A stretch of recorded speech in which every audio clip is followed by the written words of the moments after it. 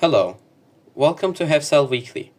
In this week's episode, we will talk about Hurricane Helene, which struck Florida, then gradually expanded into the mainland USA that killed more than 200 people according to some sources, and how our planet is currently being orbited by another mini-moon. Stay tuned.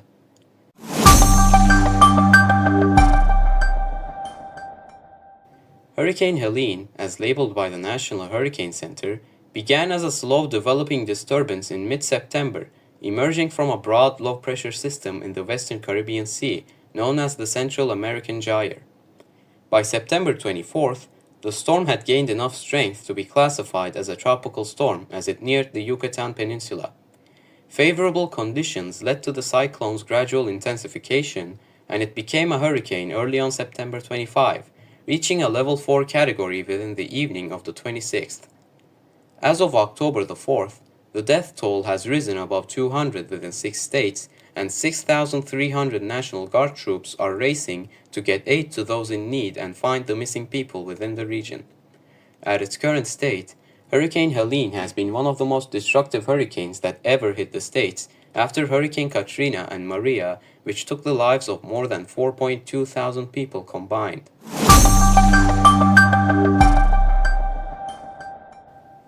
On Sunday, September 29th, Earth temporarily captured a second moon, which will travel alongside our planet in its orbit around the Sun for the next 2 months or so. Sadly, it is too small to be visible to amateur skywatchers or to be seen with the naked eye. The space rock in question, officially known as 2024 PT5, is a near-Earth asteroid roughly the size of a school bus, measuring about 33 feet or 10 meters across. Captured by Earth's gravity during an especially close flyby, this temporary mini-moon will orbit our planet for a brief 57 days. According to astronomers writing in the research notes of the AAS, the asteroid will escape Earth's gravitational pull by November 25th, returning to its usual path around the Sun unaccompanied.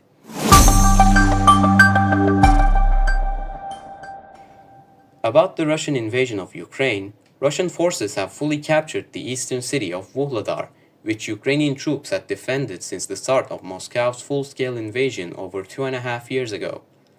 Ukraine's Eastern Military Command confirmed Wednesday that they ordered remaining troops to pull back to avoid encirclement. Russia had been trying to seize Vuhledar to push northward toward key transportation hubs like Kurakov and Pokrovsk. Pro-Russian influencers have shared multiple drone footage showing Russian soldiers raising the tricolor flag on the rooftops of the city. 2 Ukrainian soldiers from the 72nd Brigade, who managed to escape, said that they repositioned in a close position on the outskirts of the city and confirmed that they in fact had to retreat. Military officials from the 72nd Brigade and Ukraine's operational command in the region declined to comment when approached by the BBC. In their latest daily briefings, Ukraine's general staff remained silent on the situation in Vuhledar.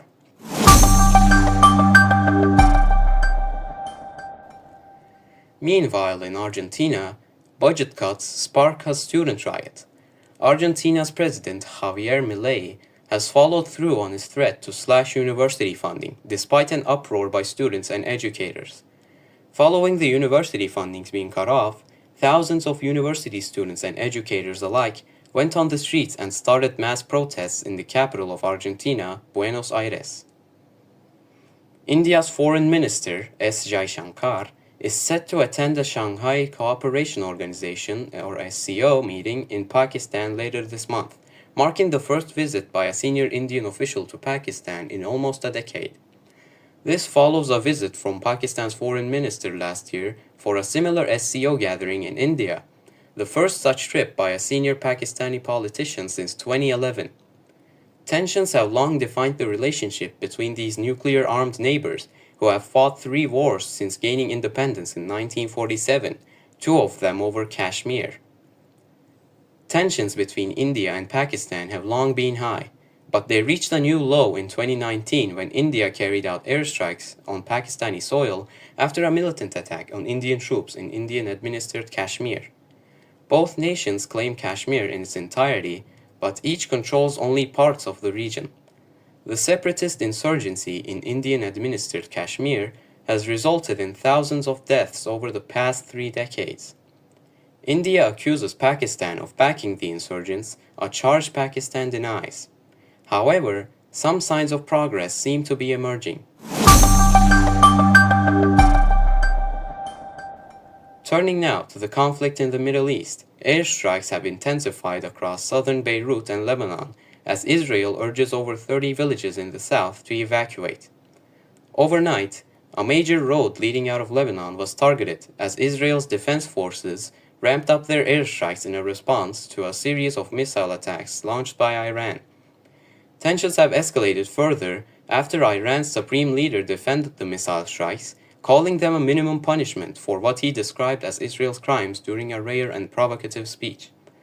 Lebanon's health ministry reported that, in the last 24 hours alone, 37 people have been killed in Israeli air and ground attacks, highlighting the growing toll on civilians as the conflict widens.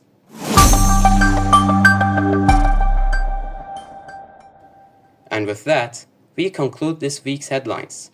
It was Hefsel Weekly, and as usual, thank you for listening, and we hope to see you next week once again.